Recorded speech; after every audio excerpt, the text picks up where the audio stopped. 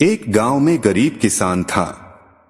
वो और उसकी पत्नी दोनों दिन भर मेहनत करके शाम को ही बड़ी मुश्किल अपने लिए खाना जुटा पाते थे। दोनों सुबह से खेतों में मजदूरी करते, सूखी लकड़ियां और पत्ते इकट्ठा करके बेचते, तब कहीं जाकर दोनों का गुजारा हो पाता था।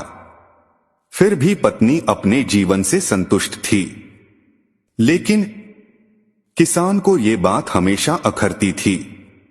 उसे अपने दोस्तों और रिश्तेदारों का जीवन देखकर बहुत बुरा लगता था। वे आराम से जीवन गुजार रहे थे। एक दिन किसान की किस्मत पलट गई।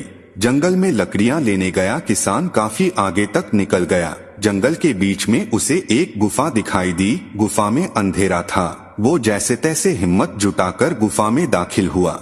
जब वो अंदर गया तो उसकी आंखें फटी रह गई। अंदर एक पूरा खजाना था। उसने खजाने पर कब्जा कर लिया और गुफा को मिट्टी, पत्थर और पेड़ों के पत्तों से ढक दिया। फिर बैलगाड़ी से धीरे धीरे सारा खजाना अपने घर ले आया।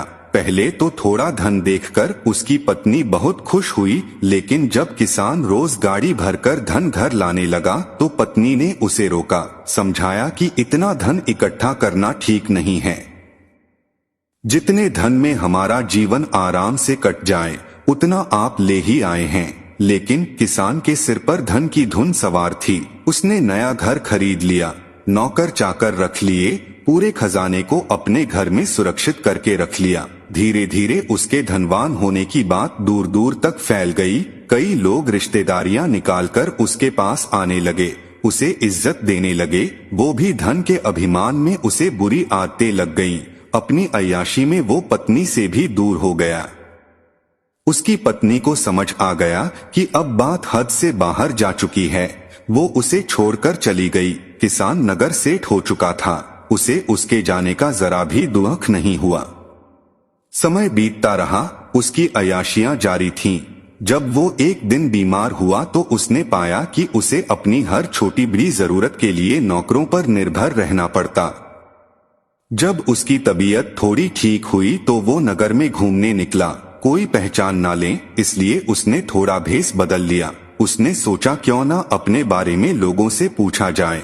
घर आकर तो लोग बहुत तारीफ करते ही हैं। उसने एक आदमी से पूछा कि नगर में जो अमीर आदमी रहता है उसके बारे में क्या सोचते हो। उस आदमी ने कहा, वो तो बेचारा बदकिस्मत आदमी है। किसान ने पूछा क्यों, बदकिस्मत कैसे? उसके पास तो बहुत धन है, राजा की तरह रहता है। वो आदमी बोला, भाई, जब वो गरीब था तो उसकी पत्नी उसके साथ रहती थी। वो बहुत समझदार और भली थी। गरीबी में भी उसका पूरा साथ देती थी, पूरी मेहनत करती थी। लेकिन उस किसान के पास बहुत धन आ गया तो पत्नी भी उसको छोड़कर चली गई। ना घर में पत्नी है, ना बच्चे। इतना धन आ गया तो ना घर में कोई उसका सुख उठाने वाला है, ना ही कोई उपयोग करने वाला। उसे तो छोटे छोटे कामों के लिए भी नौकरों के भरोसे रहना पड़ता है। जब पैसा नहीं था तो पत्नी साथ देने के लिए थी, लेकिन जब पैसा है तो पत्नी चली गई। ऐसा आदमी बदकिस्मत ही तो है।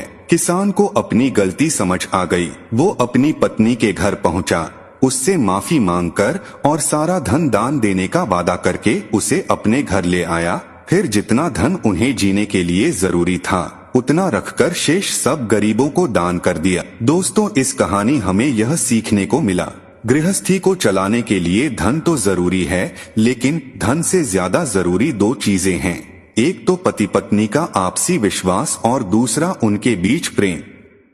अगर घर में ये दोनों चीजें नहीं हैं तो धन होते हुए भी उसका सुख नहीं भोग सकते।